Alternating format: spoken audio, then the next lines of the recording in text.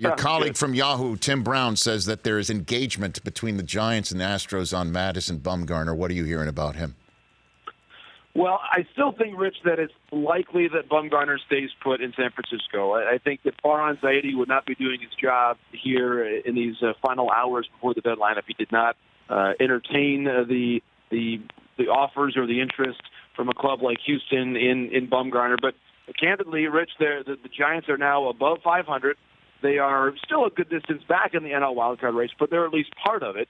And given the way they've played, there is I think a strong sentiment among their fans, which is important given how they draw on the support they get there in San Francisco, that the way they've played over the last month, the fact this is Bruce Bochy's last year, all of the connections to Bumgarner's got to the championship clubs there in San Francisco are all pointing in the direction right now of Bumgarner staying.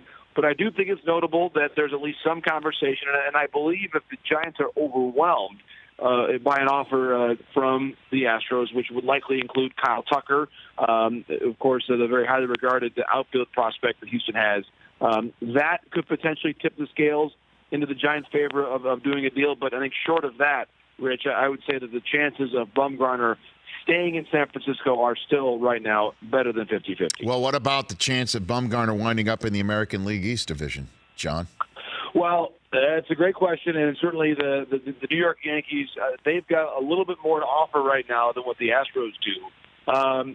But again, I think the tricky part, Rich, here, and we're going to find out a lot about the industry in the next 24 hours, the relatively light return that the Blue Jays got for Stroman on Sunday is frustrating a lot of the activity right now because the teams that have pitching to sell, including the Giants with Bumgarner, or the Diamondbacks with Robbie Ray and Zach Greinke, the Tigers with Matthew Boyd, the Mets still with Noah Syndergaard and Zach Wheeler, the price for Stroman was low enough that now the buyers for pitching are saying, wait a minute, I'm not going to give you a top 20 prospect. Marcus Stroman is under contract through next year, or at least under control through salary arbitration, and he did not even net back a top 100 prospect going to Toronto in that trade. So that, I think, is depressing some of the offers right now, Rich, which I think are really, it's all frustrating the process. We're basically now 26 hours away to the deadline,